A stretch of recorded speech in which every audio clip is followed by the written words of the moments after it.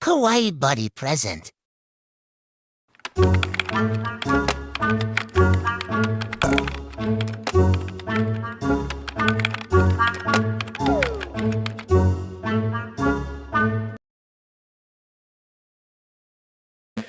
Hurrah!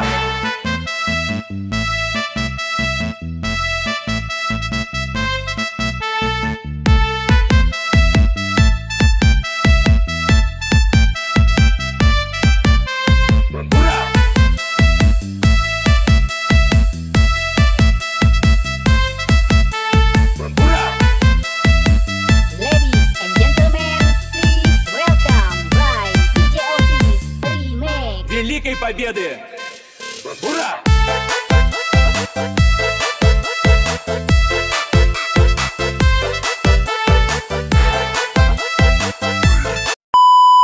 Kurang kita dapat pasal apa ni tentang tajuk kenegaraan ni. Kita topik perlembagaan. Tapi kalau perlembagaan ni dia cuma sangat spesifikkan pada kisah-kisah yang berlaku dalam perlembagaan tersebut. Tapi kita nak cakap pasal perlembagaan. Kita boleh cakap pasal dua aspek utama, iaitu aspek agama dan politik. Oh, hari tu aku dah tengok tak tentang video perlembagaan ni. Korang nak tengok tak? Assalamualaikum. Saya di sini ingin menerangkan tentang pengenalan perlembagaan. Perlembagaan merupakan dokumen yang mengandungi semua susunan peraturan dan undang-undang dasar penting bagi pemerintahan dan pentadbiran sebuah negara. Menurut Kamus Dewan Bahasa dan Pustaka edisi keempat, perlembagaan ialah undang-undang atau peraturan negeri dasar pemerintahan negara. Manakala Profesor AVDC pula berpendapat bahawa undang-undang perlembagaan mengandungi dua prinsip, iaitu kedaulatan parlimen dan prinsip undang-undang. Perlembagaan merupakan undang-undang utama di sesebuah negara. Mat Bukhari Ahmad tahun 1997 berpendapat perlembagaan merujuk kepada satu dokumen sahaja yang mengandungi semua undang-undang asas negara. Oleh yang demikian, perlembagaan mestilah dipegang teguh dan seimbang dengan hasrat orang ramai. Perlembagaan bukan sahaja sebuah cadangan atau syur, tetapi merupakan undang-undang tertinggi di Malaysia dan tak boleh dipertikai oleh mana-mana pihak. Sekian, kita lanjutkan dengan perdebatan yang Sebelum kedatangan British, negara kita ni diperintah berdasarkan perintah raja. Raja memerintah berdasarkan undang-undang dan peraturan yang dibuat. Perlembagaan merupakan undang-undang tertinggi sebagai keras pemerintahan sebuah negara. Perlembagaan Persekutuan Tanah Melayu telah dibuat oleh Suruhanjaya.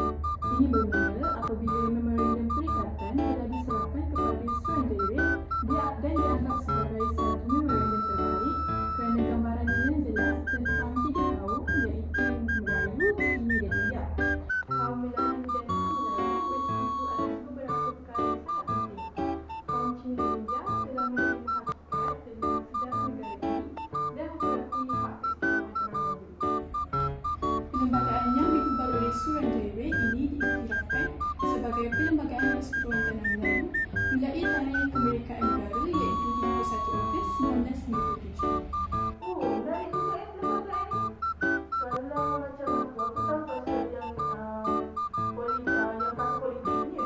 Yang macam khusus ni pasal isu ratifikasi konvensyen antarabangsa atau panggil ISEC. Benda ni macam konvensyen atau perjanjian yang dilakukan oleh PBB yang dianggotai untuk menjaga hak asasi manusia dan menghapuskan diskriminasi terhadap kaum. Oh, yang ni pasal artikel yang ke-1 tu kan, kurungan 1 kan? Batas saya. Betul? Ia telah dipadatkan dalam artikel ke-1 kurungan 4 kerana telah mengurutkan dan memberi kesan negatif hak istimewa orang Melayu dan meminta serta kedudukan orang Sabah dan Sarawak.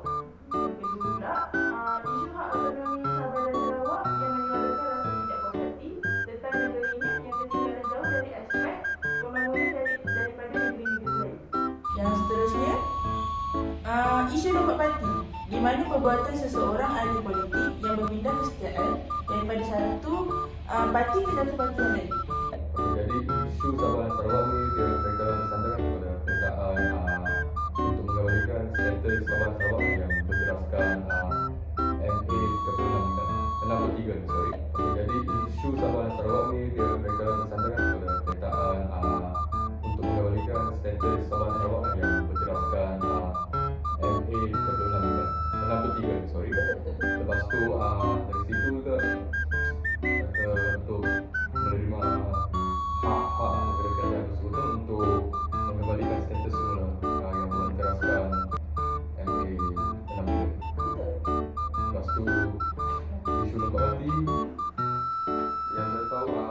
Sebenarnya seorang ahli politik itu mengenai inklusif, tapi berkat oleh parti juga dikirakan sebagai lembaga. Aspek agama dari segi pelembagaan Islam pula dia terbagi kepada dua. Yang pertama iaitu agama Islam sebagai agama rasmi. Yang kedua cukai pendapatan dan cukai lain dan zakat fitrah. Okey, bagi yang pertama iaitu agama Islam merupakan agama rasmi. Ini selaras dengan sejarah dan amalan yang ada di negara kita, iaitu Islam merupakan kedudukan dan pengaruh yang besar sejak sebelum kemerdekaan negeri. Berdasarkan perkara 3.1 juga turut menyatakan persoalan agama yang merujuk kepada konteks sejarah sebagai jaminan kebebasan beragama bagi menghilangkan kebimbangan dalam kalangan orang bukan Islam. Okey. Agama Islam jadi agama utama dalam Malaysia. Ya, Tu agama lain masih boleh diamalkan. boleh.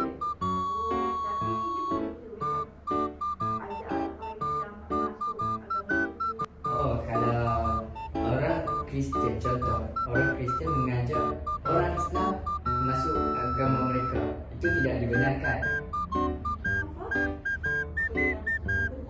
Yang kedua iaitu cukai pendapatan, cukai lain dan zakat fitrah.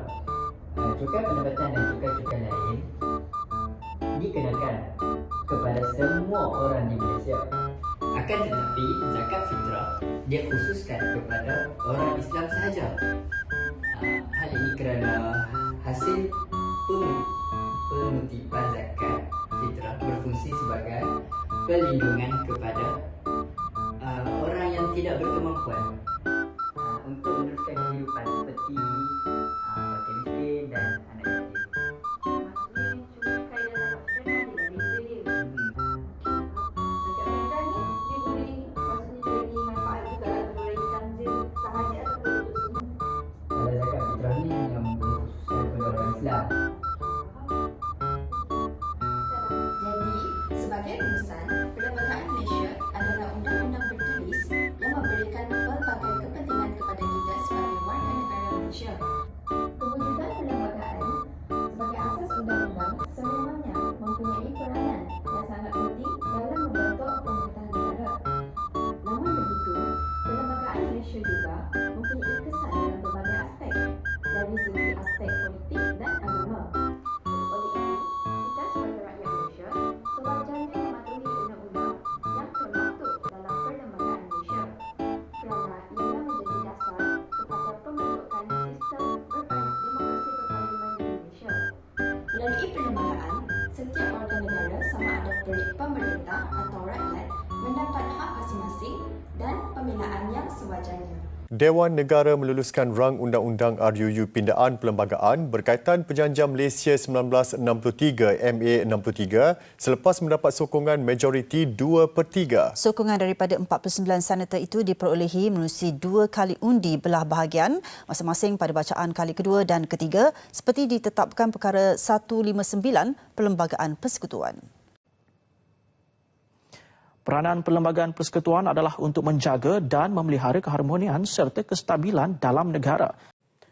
Keharmonian dalam kalangan rakyat berbilang kaum di negara ini yang dikecapi kini hasil pentadbiran negara yang berteraskan sistem perlembagaan persekutuan dan bukannya undang-undang rimba. Perdana Menteri Datuk Seri Najib Tun Razak berkata keistimewaan yang dimiliki itu menjadikan identiti Malaysia terus utuh.